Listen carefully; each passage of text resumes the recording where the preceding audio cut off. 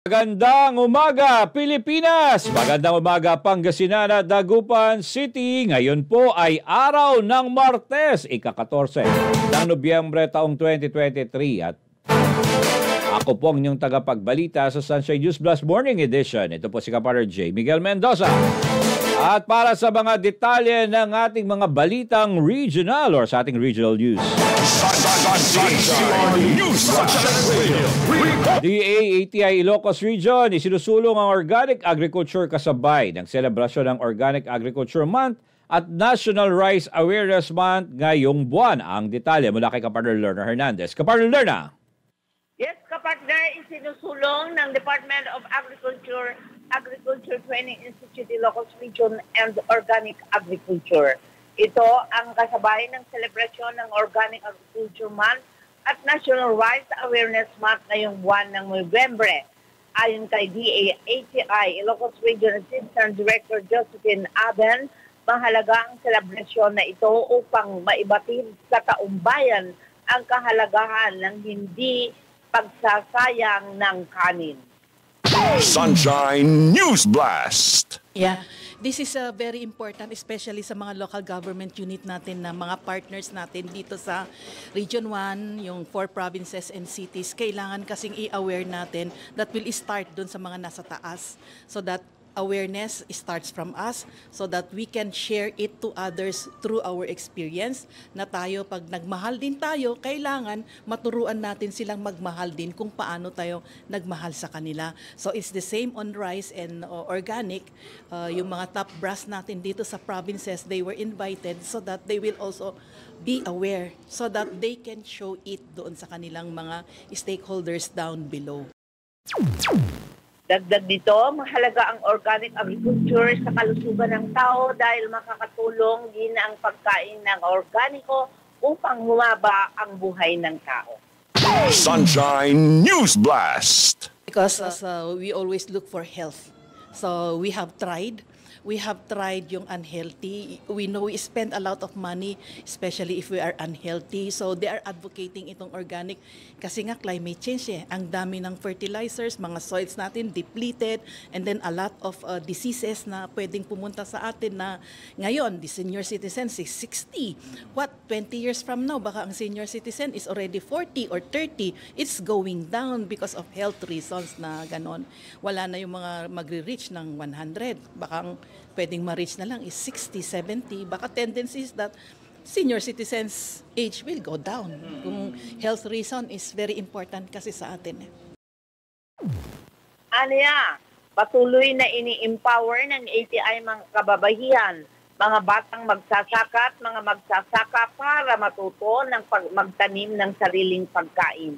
Sa ngayon, ang pagtuturo ng integrated farming ang isa sa tinutukan ng ATI para hindi lamang bigas ang itinatanim ng mga magsasaka, kundi pati mga gulay. Nagagalak din ngayon ang ATI sa dumaraming mga learning sites na nagpapa-accredit sa ahensya upang sila na ang magturo sa mga aspiring farmers. Para sa Diyos at Pilipinas kong mahal, Lerna Hernandez, kapartner mo sa balita at Kaugnay pa rin sa balitang yan, Department of Agriculture Region 1 suportado rin ang organikong pagsasaka kahit halos 10 dekada na ang chemical farming. Ang detalye mula kay Kapartner Sheila Balog. Kapartner Sheila. Suportado rin ng Department of Agriculture Region 1 ang organic agriculture. Ito ang inihayag ni Dr. Marvin Pilates, local person ng DA Field Office 1, sa isang media conference itong Lunes kasabay ng selebrasyon ng Organic Agriculture Month at National Rice Awareness Month. Anya, ito ay nakasal sa batas ng Organic Agriculture Act of 2010 o Republic Act No. 10668 na may layuning itulong ang organikong agrikultura sa bansa. Nakasal din sa RA 11511 at an amendment on RA 10068 ang comprehensive government policy ng bansa para may tulong at mapaunlad ang pagsasagawa ng organic agriculture sa bansa at mapromote ang community-based organic agriculture system. Sunshine News Blast. Chemical farming or conventional farming started 80 to 90 years ago. So, ganun po katagal yung chemical farming. Although originally, Genesis chapter 3 verse 23 to 24, doon nagsimula na magsaka si Adam and Eve kung sila ay pinalabas sa Garden of Eden. Okay, doon that's the start of organic agriculture. But dahil almost 100 years na tayo na nagke-chemicals, at yun na rin po yung ating kakagawian. Kaya parang yung organic agriculture ay parang nakalimutan noon. But with the enactment of Republic Act 10060 or Organic Agriculture Act of 2010 as amended by Republic Act 11511/2020. So parang nagkaroon ng additional na pag-asa. Sa kabila nito, aminado ang DA sa ngayon na sa 5% lamang ang pondo para rito.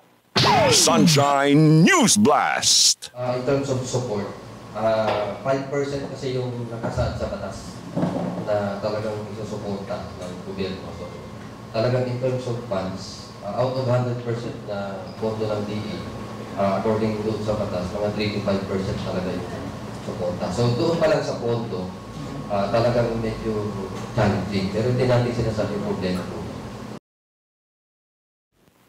Sa ngayon sa Region 1, wala pang purely organic rice. Ngunit meron na ito sa Region 12 o sa bandang Mindanao na ipuproduce sa presyong 5 pesos to 6 pesos kada kilo dahil dito ito ay subsidized. Positibo naman ang DA na patuloy na may susulong ng DA ang OA o organic agriculture sa bansa. Para sa Diyos at sa Pilipinas kung mahal, Sheila Balog, ka-partner mo sa Balita. Sunshine News Blast. Samantala, mga kinatawa ng Provincial Government ng Pangasinan, La Union at Ilocos Sur nakiisa sa pagsulong ng tamang pagkonsumo ng kanin at organikong pagsasaka. Ang detalye mula kay kapartner Bien Bergabinya. Kapartner Bien. Good morning, Carter. Matagal nang isinusunod ng Department of Agriculture ang sayang ng kanin, maging ang pag-serve ng cup rice sa mga kainan. Ito ay nangyayag ng Provincial Agriculturist ng La Union na si Sharon Viloria sa isang media conference itong Lunes sa Agriculture Training Institute Ilocos Region. Sunshine News Blast. Widely disseminated na po yung itong policy na yung hindi pagsasayang ng kanin, kanin na yung ginano natin. Kaya paalala ko noon, meron na tayong mga sinusulong sa DA, alam niyo ni Miss Vida sa DA Rapis, na talagang pinopromote na po natin yung pag-serve ng half-cup rice sa mga food establishments natin. I have yet to see sa Provincial Government of La Union kung may ordinance about it, pero ang parang naalala ko sa city government yata ng San Fernando, saka sa Bawang, meron na po yan ang municipal and city ordinances na nag-institute ng pagsaserve ng half-cup rice.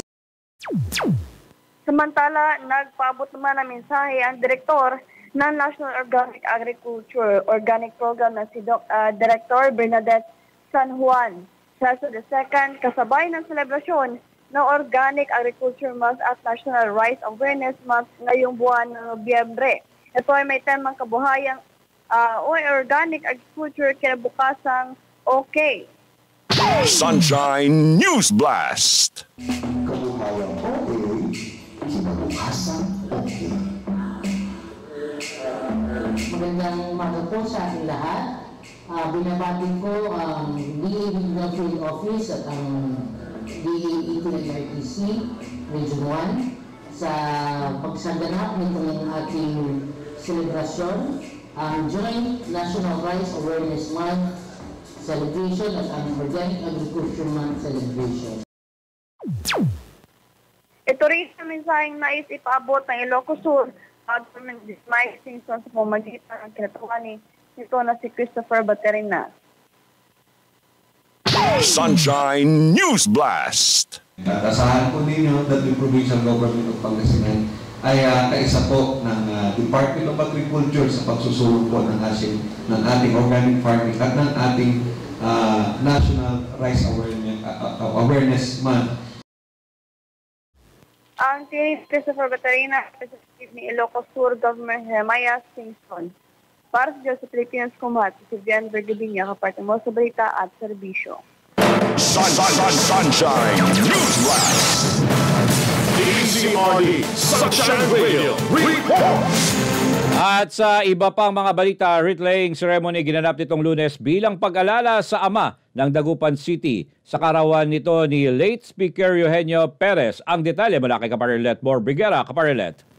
Ipinagdiriwang nitong Lunes ang kaarawan ng itinuturing na ama ng Dagupan City, walang iba kundi si late Speaker Eugenio Perez.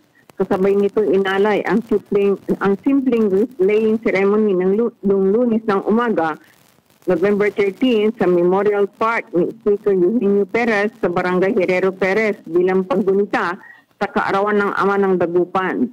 May akda na Republic Act 170 na basihan ng pagkakatatag ng siyudad ng Dagupan noong June 20, 1947. Ito ay pinangunahan ni Vice Mayor Brian Qua kasama sina Councilors Michael Fernandez, Jugtin, Dinis Canto, Joshua Bugayong, Barangay Council na pinangunahan ni Kapitan Salvi Bravo, newly elected Kapitan Generoso Gomez, newly elected SK Chairman JP Casaclang at mga barangay workers ang pag-alay ng bulaklak na sa itinuturing na bayani ng Dagupan. Para sa Diyos at Pilipinas kong mahal, kapartner Ilet Mor Briguera, kapartner mo sa balita at sa Dagdag pa balita, PRC magsasagawa ng licensure exam para sa mga agriculturists. Ang detalye mula kay kapartner Big Taud. Kapartner Big.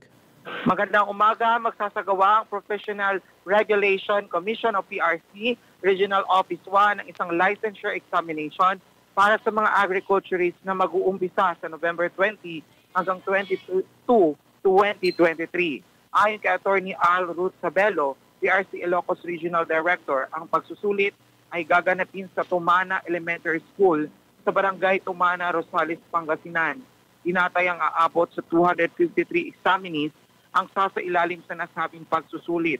Dagdag ni Sabelo, dapat dalhin ng mga mag-exam ang Notice of Admission, pencils, number 2, ballpen, black ink only, isang piraso ng metered stamp window mailing envelope, calculator na may sumusunod na features lamang, addition, subtraction, multiplication, division, trigonometric function, logarithm, at XY. Isang piraso ng long brown envelope, isang piraso ng long transparent, non-colored plastic envelope, pack lunch na nakalagay sa transparent bag at plastic at tuwig. Payo nito, basahin ang mga special instruction at advisory na nakalagay sa NOAA at bisitahin at i-check ang kanilang mga room assignment sa PRC official website sa www.prc.gov.ph. At least 3 hanggang 5 araw bago ang scheduled examination. Samantala, dapat i-download ang examination program para sa kanilang reference and guidance.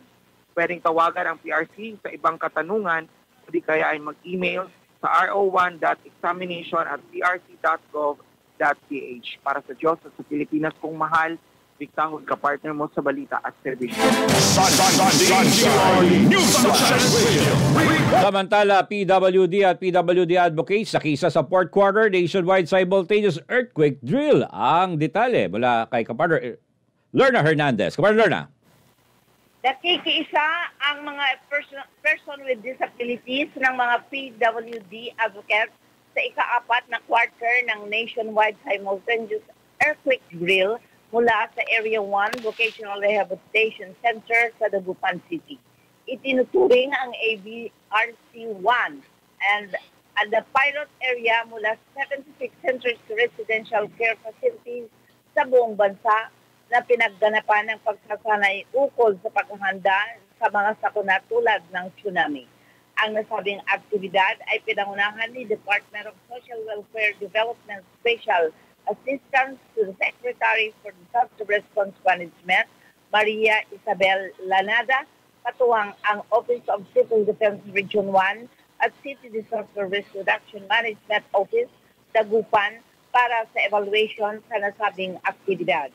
Nakilahok din dito sa fourth quarter ng MSED ang mga kliyente mula sa AVRC1 Regional Centers, Haven for Children at Haven for Women. Layunin ng sabing pagsasanay na mas mapataas ang kasanayan at kaalaman ng mga DSWDs at kliyente ng ADRC-1 tungkol sa sakuna tulad ng lindol at tsunami dahil malapit ito sa baying dagat. Para sa Diyos at Pilipinas kong mahal, Lorne Hernandez, kapartner mo sa Balita at Service.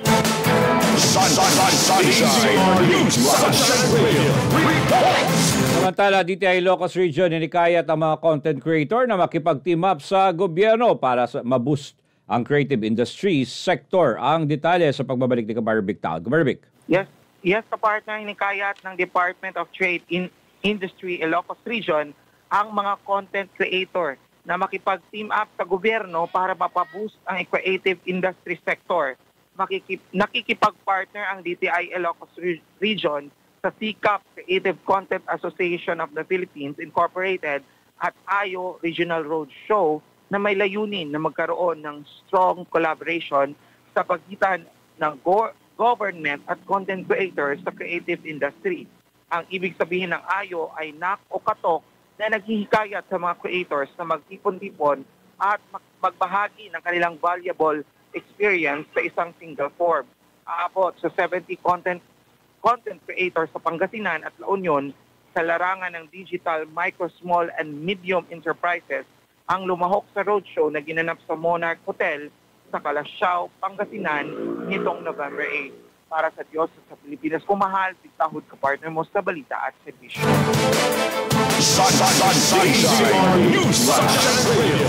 At para sa uling detalye ng ating balitang regional, Bapandan Mayor Vega nagdagdag ng isang police patrol vehicle para sa pagpapatrol ng mga kapulisan umaga hanggang gabi. Ang detalye sa pagbabalik ni Kaparbien Bergabilla. Kaparbien. Nakadagdagan ng police patrol vehicle si Bapandan Mayor Christian Vega piling ligtas at payapa ang bayan. Ito ay nagagamit ng mga kapulisan. Papatrol lamang ito sa bayan umaga man o gabi. Formal itong i-turn over sa mga kapulisan itong linggo kasama si Mayor Vega. Samantala nanumpa na ang bagong batch na mga sangguniang kabataan chairperson ang mga bagong Bapandan SK Federation officials ay sina John Manuel Landingin, President, Kenneth Abrigo ang Vice President, Irene Barreto ang Secretary, Gladys Peralta, Treasurer, Roland Guba, Auditor, Genevieve Vega, PRO at Terence Jerome Manawi, Sergeant at Arms. Mati naman ang mapanda na magampanan ng mga ito ng buong husay ang kanilang tungkulin hindi lang sa kabataan kundi sa buong bayan. Para sa Diyos sa Pilipinas, kumata si Vian Vergadinha, partner mo sa Balita at Servisyo.